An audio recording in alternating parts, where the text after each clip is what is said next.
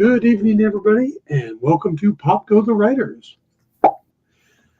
How's everybody going tonight? Jim, how are you doing? Good, sir. How are you? I'm doing pretty well. Glad to hear it. Yeah, had a weird weekend, but pretty good weekend overall.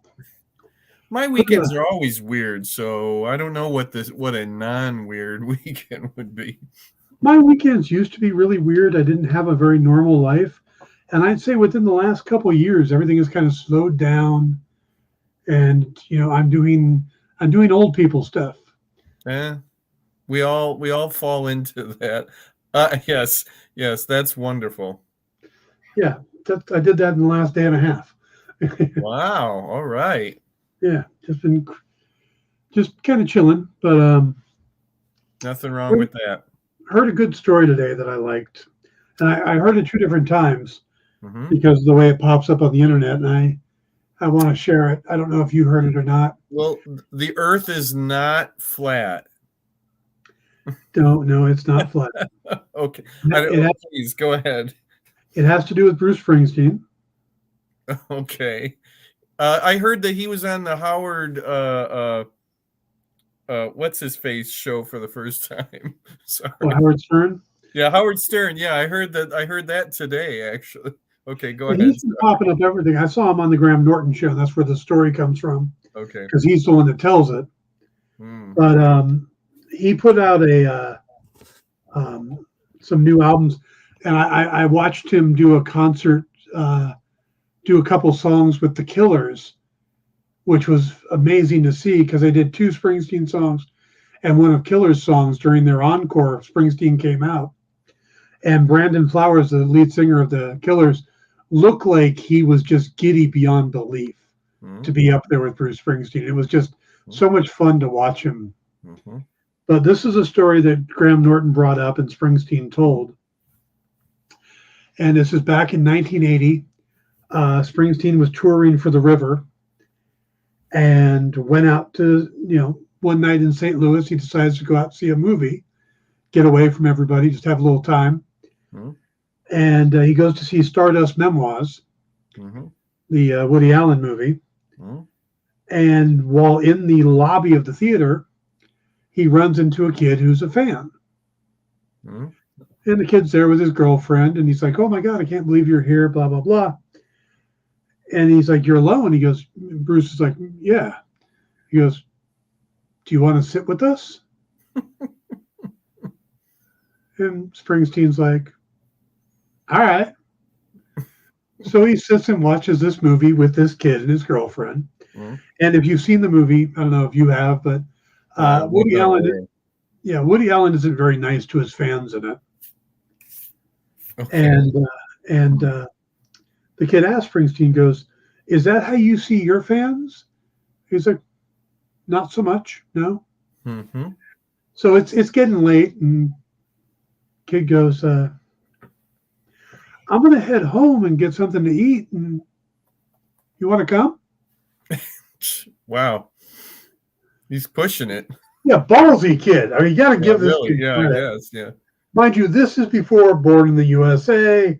This is before he gets really, really big, but he's Hmm. still Springsteen at this point. Okay. Yeah. Hmm.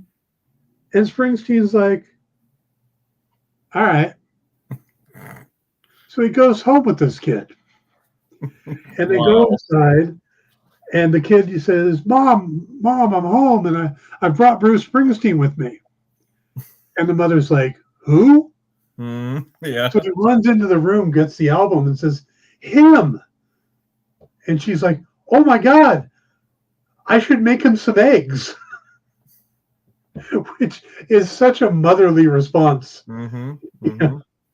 So Springsteen says, "So about midnight, I'm sitting there in the suburban home in St. Louis, eating eggs with this kid and just hanging out, talking away." Hmm. And I guess this became kind of a ritual. And anytime he went back to St. Louis over the next couple decades, Hmm. he would go and visit the kid.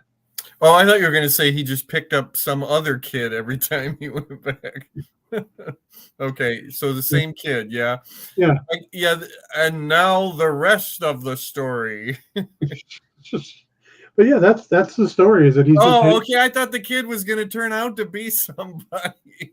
Oh, no, just some kid in St. Louis who okay. All right. hangs out with Bruce Springsteen, which has got to be just a bizarre thing to say. Yeah. Yes. So, all right. Well, let's get into. But I don't know how we can follow that up with anything at all. Let's just shut it down right now. Yeah. Jeez. Well, I did want to bring up a sadder note. Yeah. Yeah. Yeah. On Friday, we lost, for a lot of people, the quintessential Batman. Mm-hmm.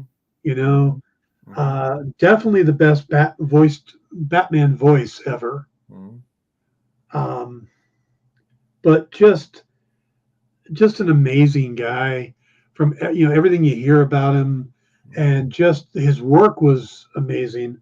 I mean, this was a Juilliard trained actor and stage. He was doing Hamlet and these different Shakespearean productions, and he gets the chance to audition for Batman, and his only knowledge of it is Adam West, and he goes in, and it's Bruce Timm who explains to him what they're going for, and he ends up taking inspiration from the Scarlet Pimpernel, the old movie version of that. Mm-hmm. And if you think about it, it's kind of how they're playing the character in Batman, the foppish playboy. Sure. You And know, Scarlet Pimpernel is one of the inspirations, anyways, for Bob Kane. right? Zorro and the Scarlet Pimpernel, kind of led the way. So sure, I can see that totally. Yeah.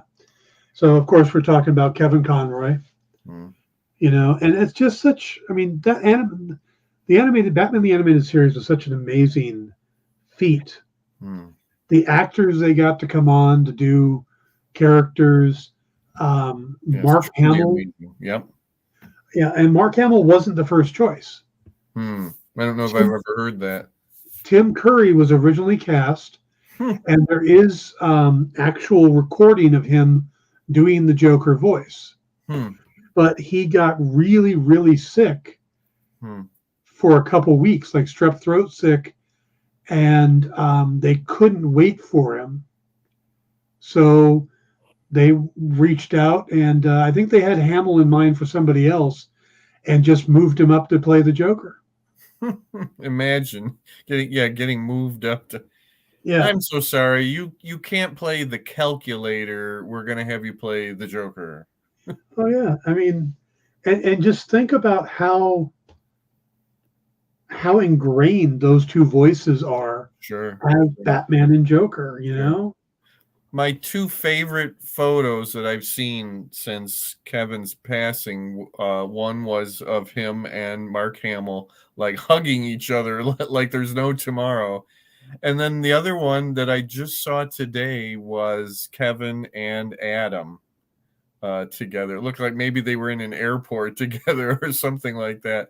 And that's really nice because obviously Adam is my Batman, and but when you say that Kevin is the Batman to an entire generation, actually more than just a single generation. I mean, I've obviously, let's call it a couple of generations there.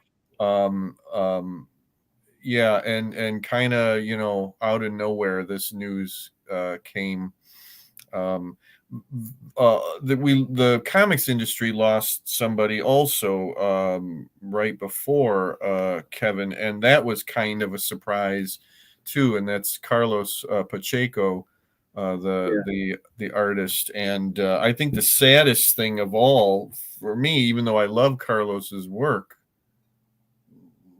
just crazy about it, was seeing everything that Kurt Busiek, his partner in crime, as it were, just devastated by the loss of his friend and creative partner. So a lot of sad times in the pop culture world. Yeah, we lost. Yeah, Carlos Carlos, we kind of knew was coming from the fact that about a month prior he had been diagnosed, Mm-hmm. and that had kind of made the rounds somewhat. Mm-hmm. But still, I mean, just way too young, way incredibly talented, but also just a really good guy as well. Yeah, yeah. And we've lost so many. I mean, comic industries wise, we've lost so many luminaries. Yes, You know, indeed. Yes, yeah, I mean, indeed. it's it's been a bad couple of years. Mm-hmm. Yeah, but then again, the comic industry. I mean, it started in the '60s.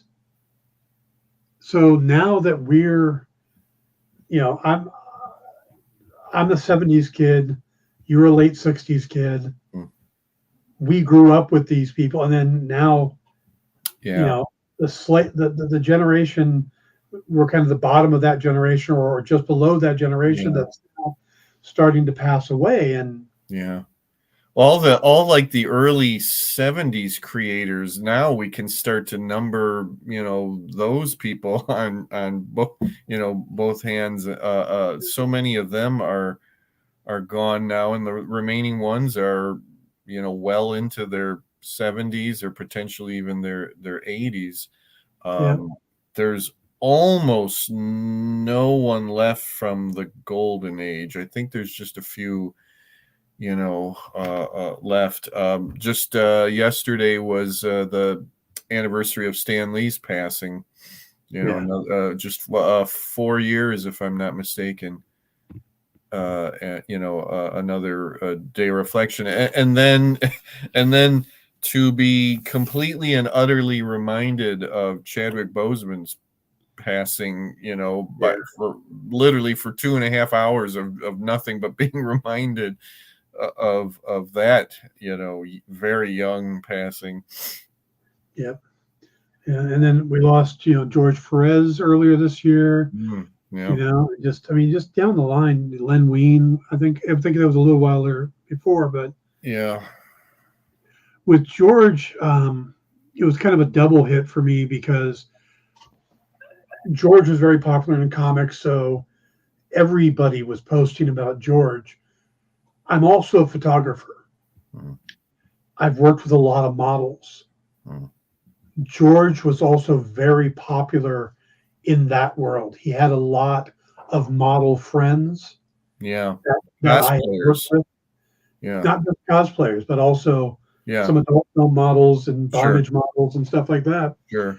So that I've worked with as well. So it was nothing but George when he passed on the feed. I bet. Yeah, because I mean, it was like everybody I knew was affected by that one, Mhm. and yeah, it just but Kevin, and then about 5 minutes later, I think it was, I heard that Gallagher had passed away too. Oh, yeah, yeah. Then there's that also. Yeah, Yeah, like I said, pop culture took a huge hit, yeah, huge hit. yeah, and it's just you know, I ended up watching the first couple Batman the animated series Hmm.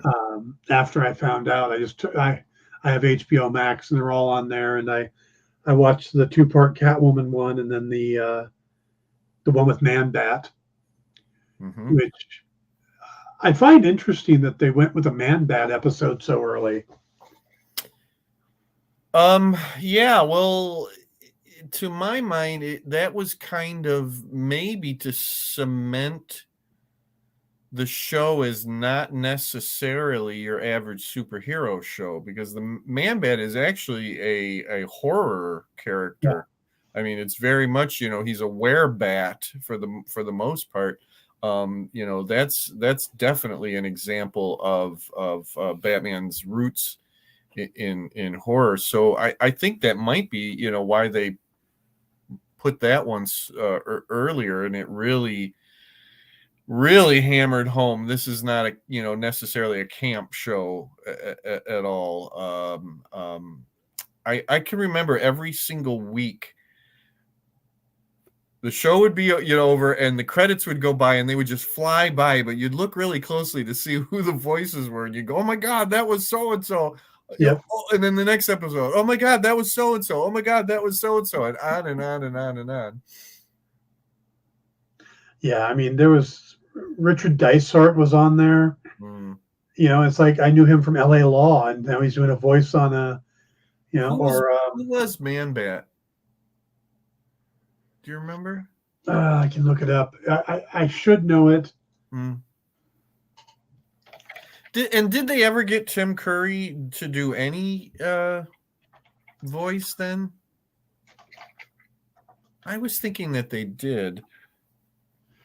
I don't know off the top of my head, but I can. You would think they would have given him a consolation prize. Yeah, I mean, bring him in for some. Definitely, you'd want to bring him in for right. something. Yeah, you don't get to be the Joker, but you can be the Clue Master. Let's see. Dr. March was Renee Auberjonois. Mm. Mark Singer was Man Bat. Is that right? He was Kirk Lang's from Man Bat. Oh, that's great, Mark Singer. Well, he was the Beastmaster, so. Yep. Mm-hmm. I love the Beastmaster movie. It's been a while since I've seen it, but that's one of those guilty pleasures from that era. Yeah. That's such a wonderful era of more or less bad movies that you love. Oh yeah. I saw a little bit of Ice Pirates the other day on TV, and I realized I had never Robert Gurich, yeah. Oh my God. Well, but you just look at this one episode. Besides Kevin Conroy and Mark, they get Mark Singer for Bat and Bat. They get Renee Auberjonois from the original MASH movie, from Deep Space Nine, and Benson to be Dr. March. But they get Richard Mole from Night Court. From Night Court, yeah. To be Harvey Dent. Yep. Uh-huh. It's like that's not. I wouldn't have thought of that. Yeah. But it's a great casting. Yeah. Yeah, that casting director was having a lot of fun, I'm sure. Oh, Andrea Romero, yeah, she was brilliant, and and then, go ahead. Dan, my thought is that something was repeated from the time of Batmania from the Adam West show. That was the show that everybody wanted to be on. Right. It was, and my guess is that once the Batman the Animated Series was going, there were, they probably went to people and said, "Do you want to be a villain or a character on this Batman animated show?" And I'm sure everybody was just jumping at that, because it is literally a who's who. Yeah, I mean, you look at the pilot, the cat and the bat, I think it was called, the Cat and the Claw. Adrienne Barbeau, of course, plays Catwoman. Yep. But the Red Claw character that they introduced was Kate Mulgrew. Yeah. Wow. And just down the line, and I love the fact that they didn't jump into, we got to have the Riddler and the Joker so early, the big ones. Yeah, exactly. I mean, they did Catwoman, of course, but then they did Man Bat. They did Mr. Freeze, who really wasn't that popular of a character yet. And they did Heart of Ice. That show did it. Yeah. Heart of Ice defined Mr. Freeze as a character. And who did they get to play him? Michael Ansari, not a name I'm not familiar with. Oh, Michael Ansari from one thing, from original Star Trek. He was Kang the Klingon from Day of the Dove, and then he repeated that role for both Deep Space Nine and Next Gen, if I'm not mistaken. They got the three big Klingons to come back and reprise the role, and Michael Ansara was one of them. He was also known for playing like Indians in movies. Like he played Cochise, I think, something like that. But yeah, he was actually a pretty well-known actor in his day. But that's really cool that he was in that, and he has a very distinctive voice too. Yeah, and then they switched. This is where they switched Alfreds. They had Clive Revel start off But then they brought in Ephraim Zimbalist Jr. to be Right, on. right. Yeah, Clive Revell, the original Emperor from Star Yeah. Wars. But Mark Hamill was the voice of Ferris Boyle in Heart of Ice. Okay. So that might be how he got associated with them. And then when they needed Tim Curry, or replace Tim Curry, but then they go to Clayface. Yeah. And I mean, they just have this, and it reminds me of when they did the original Batman series. Because Joker doesn't show up until the 7th episode. Right. Well, Yeah, when they did it's Riddler. It starts off with Riddler and then Penguin. right, and the only reason they did Riddler was because he had been in the comics the month that they'd started talking about doing the show. Mm-hmm. The producer guy sent his assistant to pick up a bunch of comics, and Riddler hadn't been in the comics for 15 years. Yeah. He only had 2 Golden Age appearances before showing up during the New Look era once. So he had basically 3 appearances before that, and now. And that's the wonderful thing about that. Now we consider the Riddler as one of the Batman villains because of the 60s TV show. Yeah, he is my favorite Batman villain because of the TV show, the Adam West TV show, and because of Frank Gorshin. I mean, yes, that's it. And so much of the Riddler was defined by Frank Gorshin. Yes. Yep. Because there really wasn't much to work from. Like you said, he only had 2 Golden Age appearances. And then the story they pulled for the pilot was from the 3rd comic. Yeah, right. But Gorshin came up with the laugh. Gorshin came up with the suit. Because he was just going to wear the green. He didn't want to just wear the green spandex. Right. So the cane and the question mark suit and bowler hat was Gorshin's idea. Yep. And that's totally what the animated series is. Yeah, and then they got John Glover, another great actor, to voice the Riddler in there. But they defined who Mr. Freeze was in the animated series. They created Harley Quinn, right? Now, who's one of the biggest DC characters, right?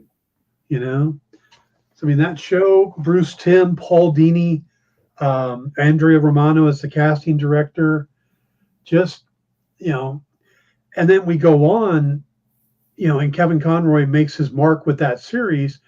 Four seasons there, then the Justice League, and he continues on, and then the Arkham Asylum games come out, and he's voicing that too.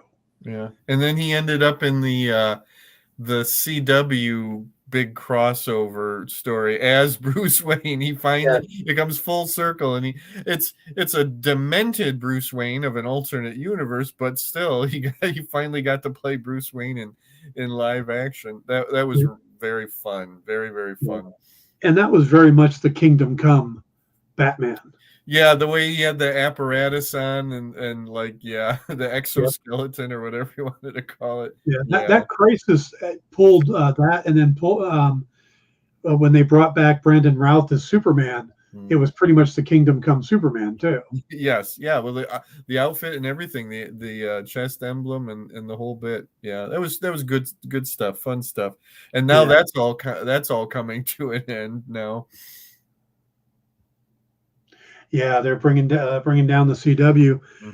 I don't think we're going to keep. I don't think Superman and Lois is going to continue on there either. I'd be surprised if it is. They just announced that Stargirl is ending after 3 seasons.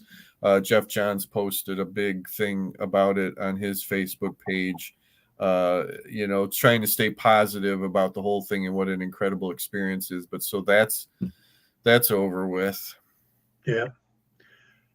Andrew points out the Kevin Conroy saying Frank Miller's Dark Knight Returns dialogue in that was cool.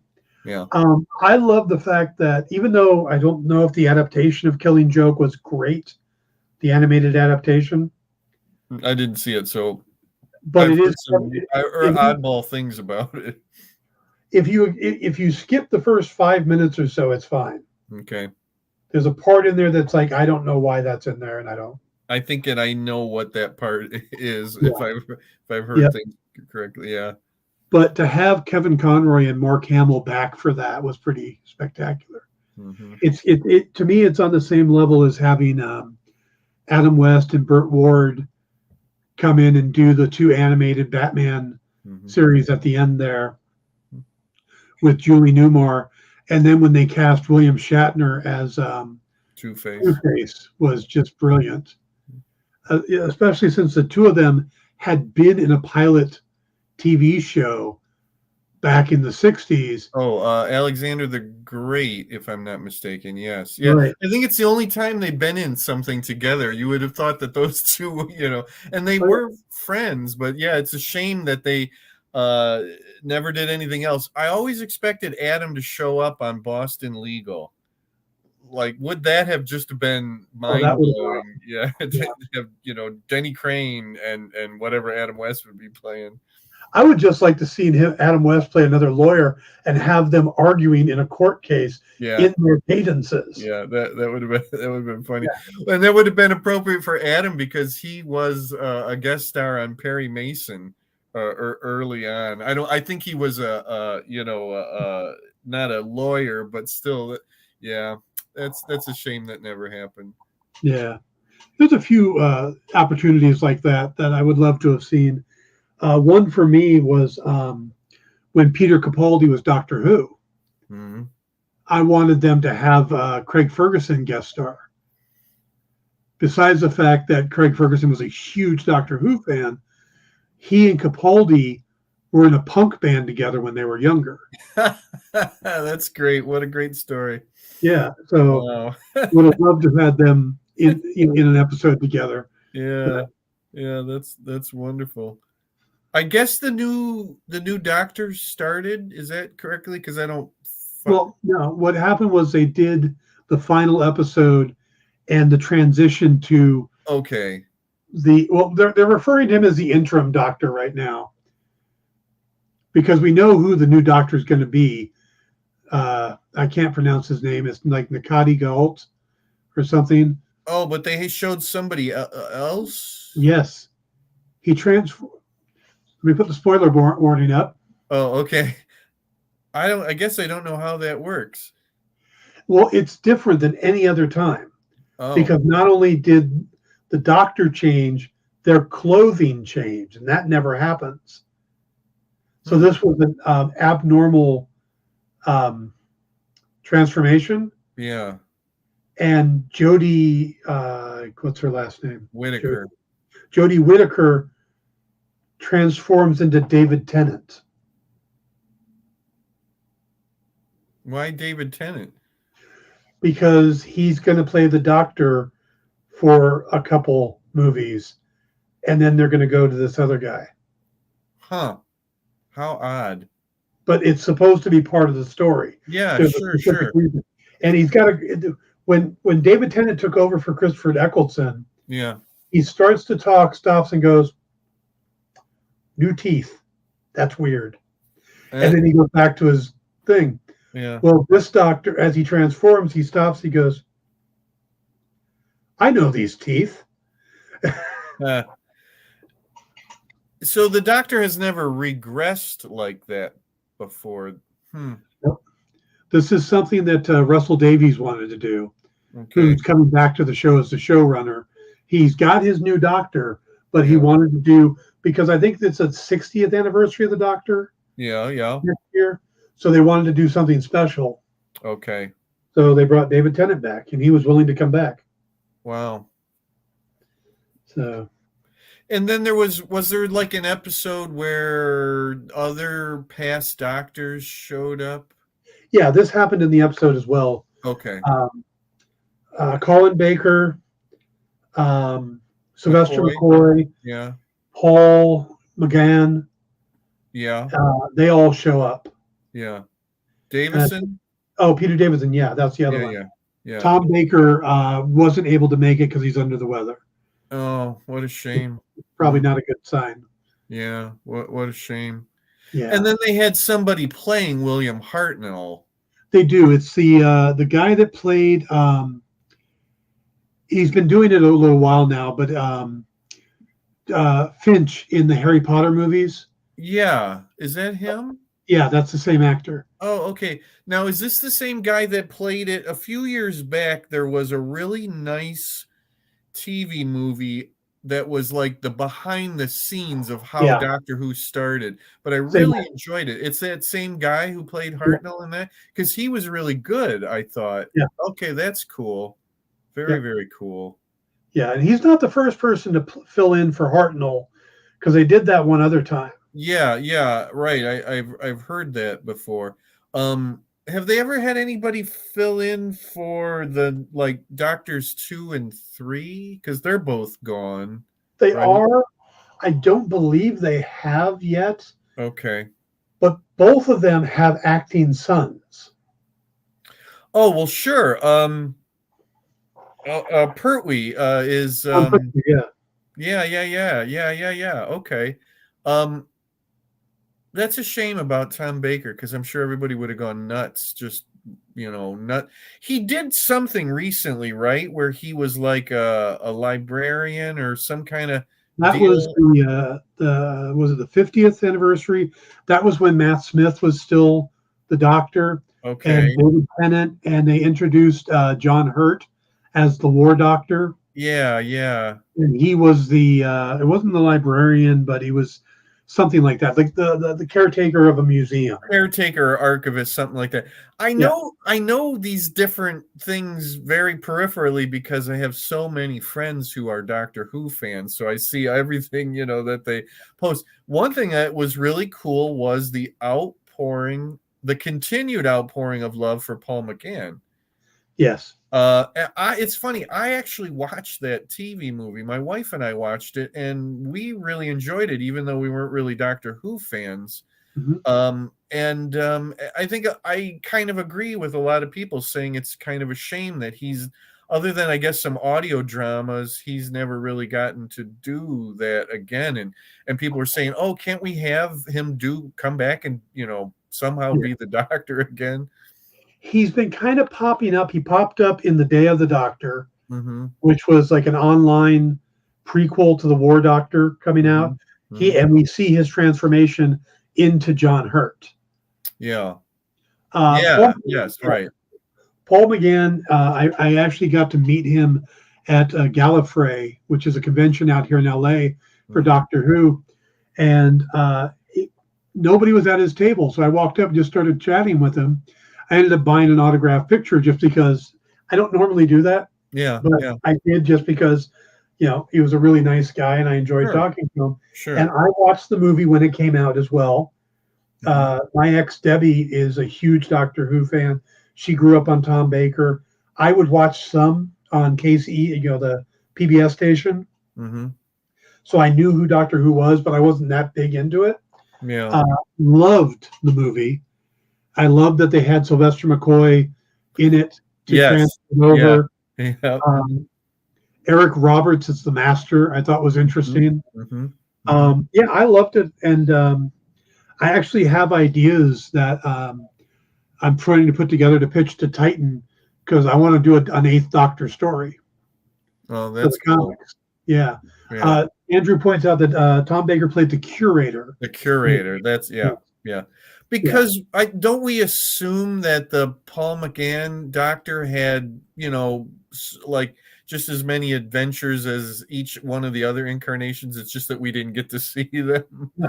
And technically, he is the longest reigning Doctor because in number of years from the movie to when they brought it back, he was the Doctor.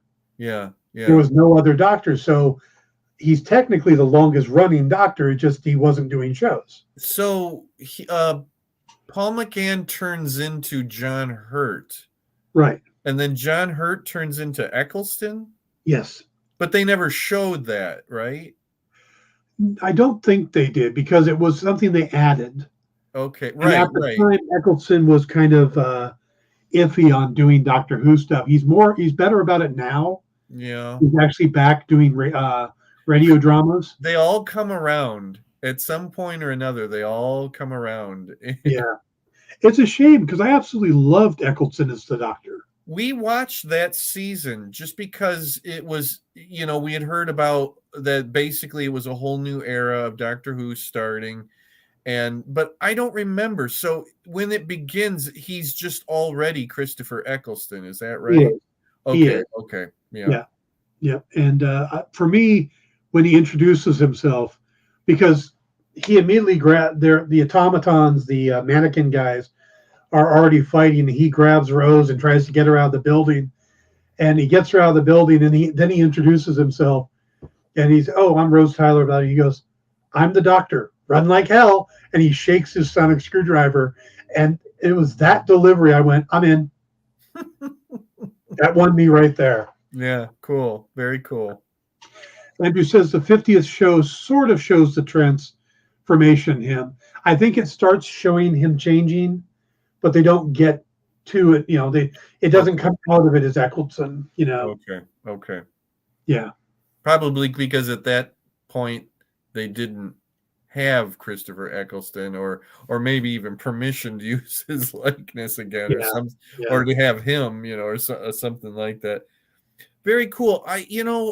I'm fascinated by the history and legacy of Doctor Who, although I can't count myself as a fan of it, but I'm fascinated by the ins and outs of it. And in very many ways, I've always compared it to Ultraman in Japan.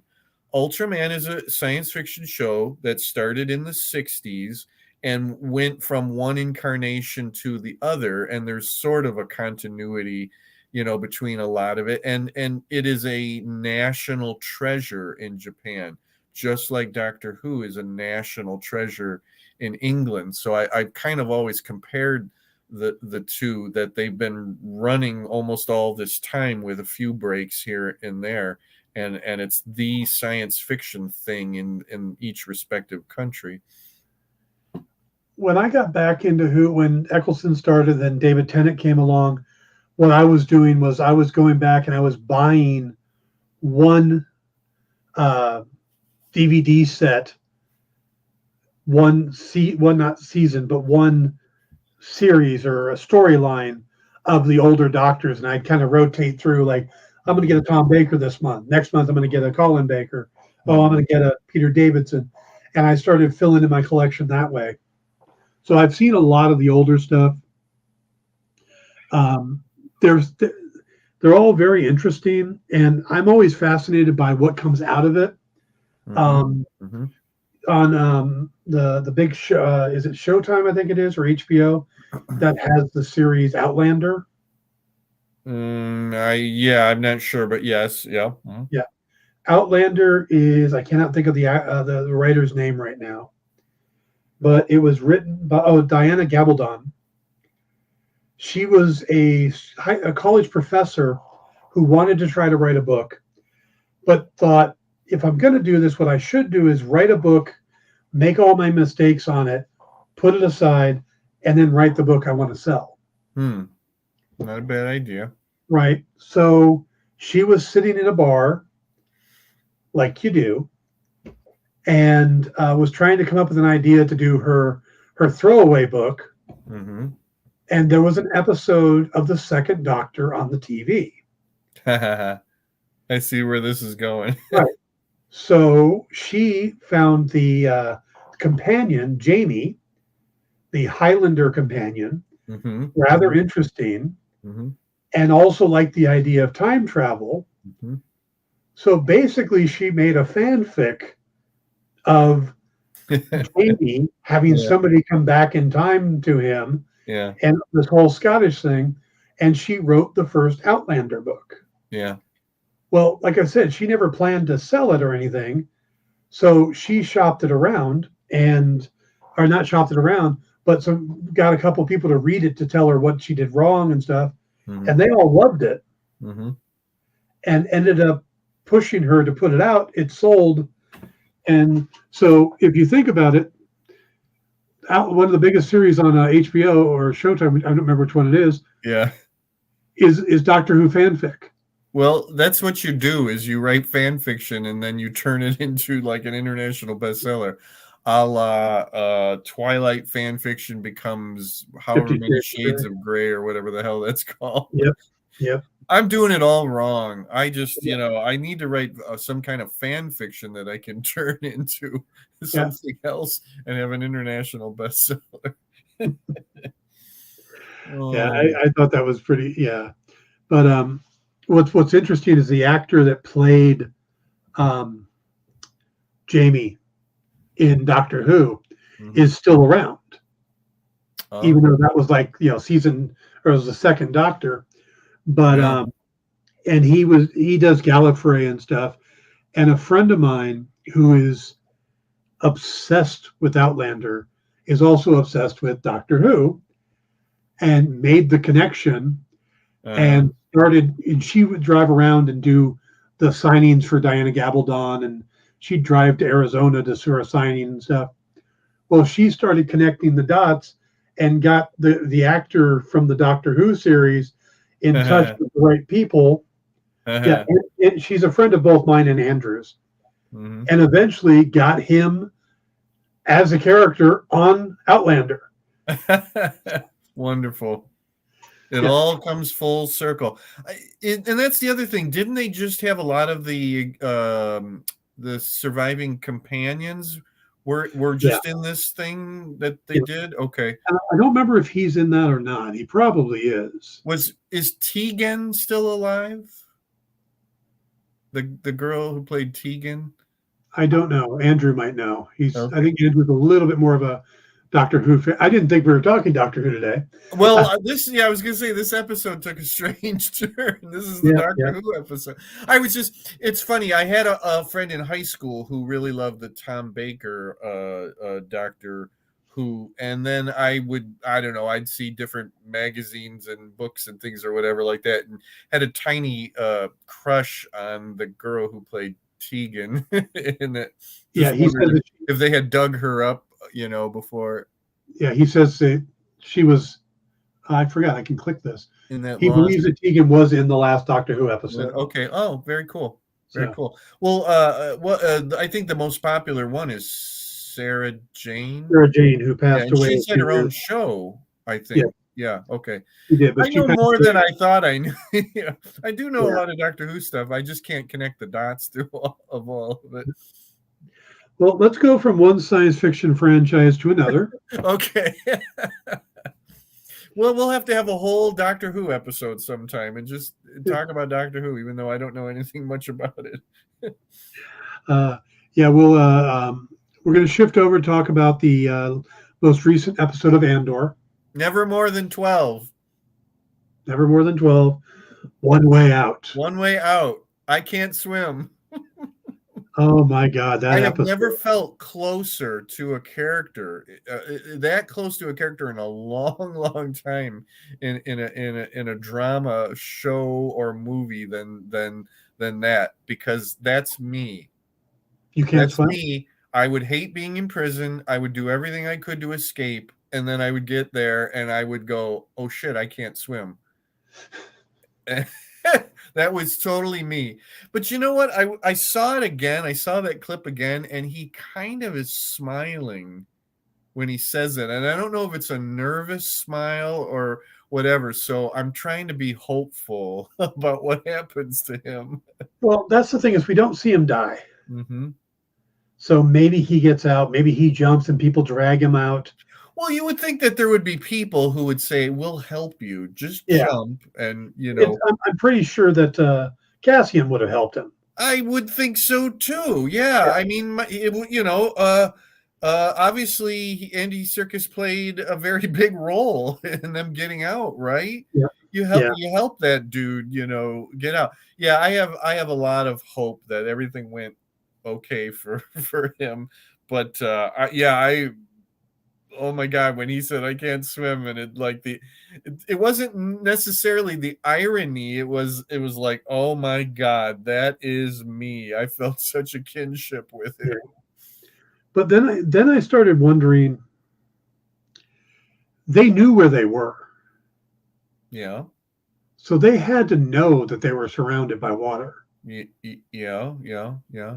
I'm So sure that he just wasn't really like with so much was going on that he wasn't thinking about it until it really came down to that moment. Like, oh, that's right, we're it, surrounded by water.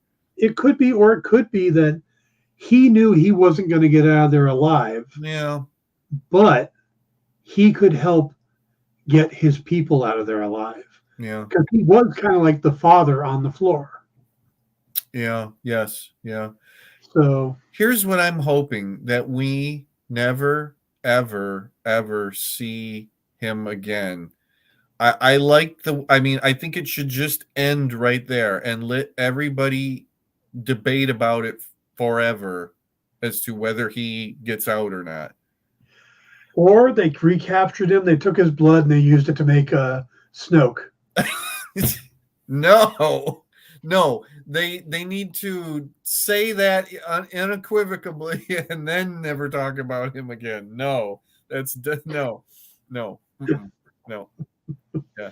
Somehow As one of my Easter egg video hosts said, uh, that's a really stupid theory. Fun, but it's really stupid.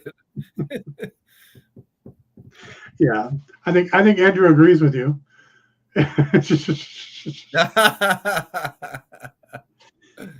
Yeah, yeah, yeah. That episode was Whatever. so intense. You know what? It's funny. I was going to think that Andy Serkis would have wanted a more definite end to Kino Loy, so he never has to ever play him again, like Harrison Ford and Han Solo. Kill him, so I never have to play him again. It's funny. I think about that. Then the Luthen speech. Mm. It was like, wow, this is just. This should have been the season finale in a lot of ways. Well, it's funny how we keep saying that, but as you went into kind of detail, I think it was last week about there's 3 arcs. Yeah, So that's why we keep saying this thing, But hey, we got 2 more episodes, so not this coming week, but next week we should be saying, "Wow, that feels like a season finale." And he escapes with Melshi. Mm-hmm. Who he's with in Rogue One. So I think that that actor is going to be around, or at least we're going to know about him going forward. Yeah, thank goodness it obviously wasn't that far for them to swim. Yeah. I heard somebody say, "Oh, that's too bad. Only 2 guys out of all those prisoners lived and got to the shore." And it's like, no, I'm pretty sure that there was other ones. It's just that Cassian and Melshi, went to a different part of the shore. Like, where'd you get that from? That's just dumb. Yeah. I think Andrew makes a good point. I think we still have to deal with the fact that there are people hunting Cassian from the rebellion. Oh yeah, and getting closer, all the time. Absolutely. And if what's his face, the nerd, the guy, I always call him the nerd, Cyril, if he is able to add more information in or his talents, then they're gonna be getting even closer to Cassian. Yeah, he went super creepy the episode before. Yeah, and we talked about that, and it is in a way, but I still don't subscribe to the theory that what he's talking about is romantic love for Dedra. I don't think that's what's going on, because I don't think that he is capable of that. I don't think that even means anything to him, and it doesn't mean anything to her too. I see both of those characters as being asexual, and that's she was creeped out that just somebody was watching her because she is so high above everything, and she's in the ISB, and how dare anybody even think about trying to walk up to me. But you know what I say? Hey, baby, if you're not walking around with guards, this is the kind of stuff you're going to get, now and then. Walk around with some guards if you're so highfalutin. I agree with you that I think they're both somewhat asexual, but they've also, to find kindred spirits, could react in a very odd way.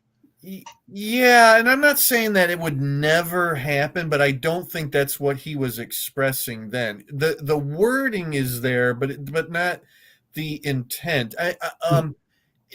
When he said you want what I want or I want what you want or whatever, yeah, I mean you can read things into that, but but no, definitely saw a kindred spirit, or what he thinks is definitely that, but he's not saying, hey, I want to take you out to dinner and wine and dine you and then go back to your place Oh, no. kind of thing. No, no, no, no, no. No, I could see the two of them going, yeah, we need to figure out how to kill this Cassian Andor guy. And oh my Yeah. God, we have sex. I'm kind of thinking that we might see a moment where something happens, Dedra hits a wall and says, "Oh crap. The only path I can see at this moment is to go back to creepy guy." Yeah. That's kind of what I'm seeing. Now listen, talk about creepy. How about gangster comes into my house and basically says, I want to give your daughter to my son. How about that? Yeah. That was a moment. That entire conversation is incredible with the three of them sitting there, and the wordplay is just incredible. That's not putting anything down on Luthen's speech whatsoever, because that was great too. Yeah. But that little three-person talk there in Mon Mothma's home was really, really, as a writer, I really appreciated that, because everything they're saying is not. I mean, it's something different on the surface, and then below it, it's basically, Yeah. like let's just cut through this crap and but no, you have to say it like this, and this. It was really, really something. The writing was just spot on in that episode. Yeah. In a lot of ways, I would equate. I think this is probably the best written Star Wars. I want to say in a long time, but I might even say ever. I'm glad you said that. Let me ask you something, and I know I can get it. I'll get accused probably of exaggerating or being a little too paranoid. But let me ask this: after after Andor, and people are saying exactly what you're saying, Mhm. can Star Wars go back to being Star Wars? Um, will a bulk of the fans put up with anything that's not written like Andor is being written?